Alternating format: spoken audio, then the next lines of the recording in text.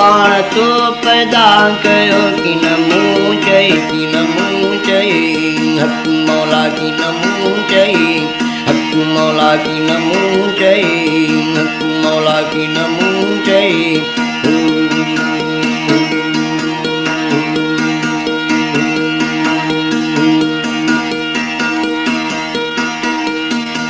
दिल दे अंत बर मौला सवाबो केरवा दिल दे अंत बर मौला सवाबो केरवा रांदि रसम तो छड़ी रांदि रसम तो छड़ी रांदि रसम तो छड़ी कि न मूं चई गमसान कर पाण तो पैदा कयो कि न मूं चई इंसान कर पाण तो पैदा कयो कि न मूं चई इंसान कर घुर्ज पई पंहिंजी घणी घुर्ज पई पंहिंजी घणी कि न मूं चई एहसान कर पाण तो पैदा कयो कि न मूं चई इंसान कर पाण तो पैदा कयो कि न मूं चई इंसान कर कि न मूं चई इंसान कर कि न मूं चई इंसान कर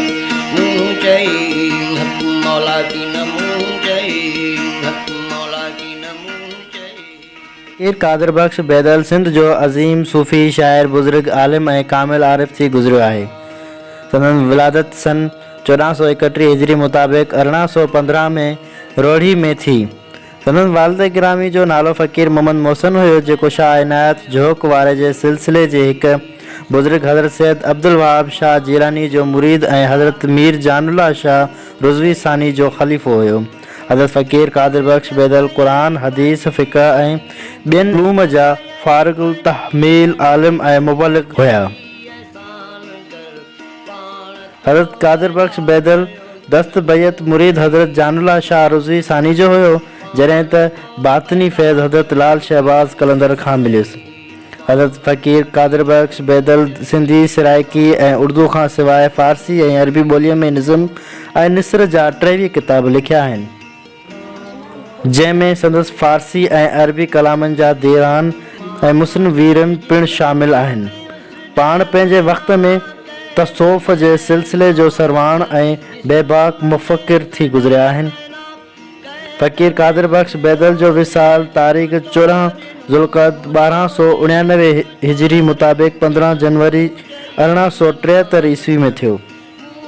नालो मुंहिंजो ग़ुलाम शबीर आहे, ज़ात जो मलिक आहियां। दरगाह बेदिल बेकस जा ख़िज़मतदार आहियूं। साईं जी दरगाह ते झाड़ू बुआरी मटी आए वई जी ख़िज़मत। पहिरीं मज़ार अब्दुल्ला साईं, ॿी मज़ार बेदिल साईं, टी मज़ार बेकस साईं। सो हर जुम्मो हिते थींदो आहे, महफ़िल थींदी आहे, सूफ़ी राग विराग महफ़िल थींदी आहे ऐं हर महीने जी 21 थींदी आहे, माना 20 जो ॾींहुं 21 जी राति।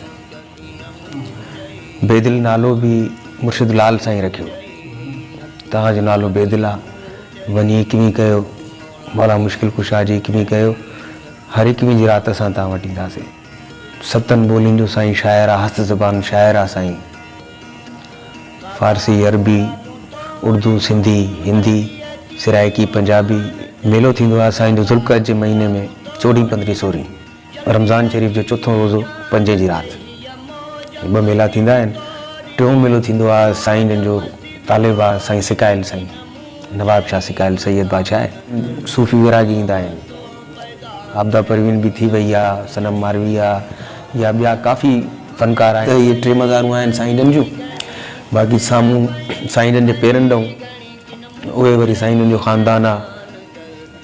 उनजे साइड में साईं जो ख़ानदान आहे। हिकिड़ो फ़क़ीर आहे मथे साईं जो रखियल आहे। ॿियो साईं बेकस साईं जो महबूब आहे कन्हैया लाल, उहो बि क़दमनि में आहे साईं जे। सो इहे मथे मज़ारूं जेके साईं जंहिंमहिल लाल साईं जो तालिब थी करे आयो त पोइ कंहिं पुछियो त छा ॾिठव, त साईं पाण फरमायो क्या खां कंदे अॻू में बेनियाज़ी यार दी, आ वेखो हालत जो कुछ हाजत नहीं इजहार दी। यार कीते मैं फिरां जीने रस्म फेरीदार दी, सिक मैनू मदोश कीता सुध गई संसार दी। ते जे तलब तेनू है बेदिल दायमा दीदार दी, हथकनू छोड़ी न दामन हैदरी करार दी। शरीयत ऐं ख़्याल जे बारे में वहदत का चश्मा जारी है, शरीयत सारी फिरकावारी है। मार्फत का मोती निकाला है हमने, रमज़की की पाई है। सदा पढ़ने से चित चाया है, बेदिल को अलिफ पकाया है। पाण साईं ख्याल में कितका पंछी साज कहो, वहाँ उतों जो आया हूँ तो छो आया हूँ। कितका पंछी साज कहो तुम वहाँ से क्यों कर आए हो, अर्श ऊपर आशियान तुम्हारा कौन से दाम फंसाए हो। दो जग तेरे बहर का कतरा कूजे मौज समाए हो, लम यलिद वलम यूलद हो तुम ना किसी के जाए हो। बेदिल हो तुम नूर यगाना बस कसरत खेल खिलाए हो।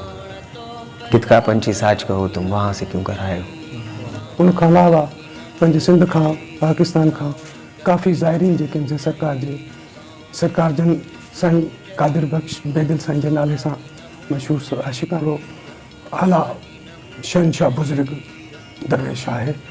असांखे हितां काफ़ी फैज़ मिलिया आहिनि।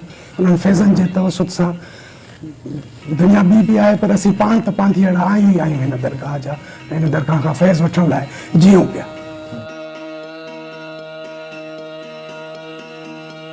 संदसि फर्ज़ंद फ़कीर मोहम्मद मोहसिन बेकस पिणु सिंध जो बाकमाल सूफ़ी शाइर दरवेश थी गुज़रियो आहे, जंहिंजो कलाम पिणु सिंधी, सराइकी, उर्दू, फ़ारसी ऐं अरबीअ में आहे।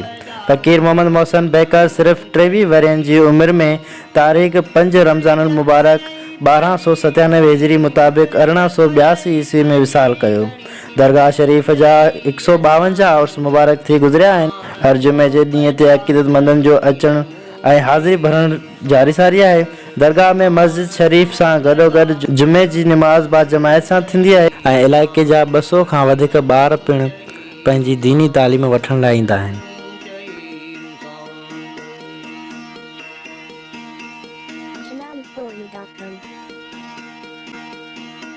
मामा दर जिस्म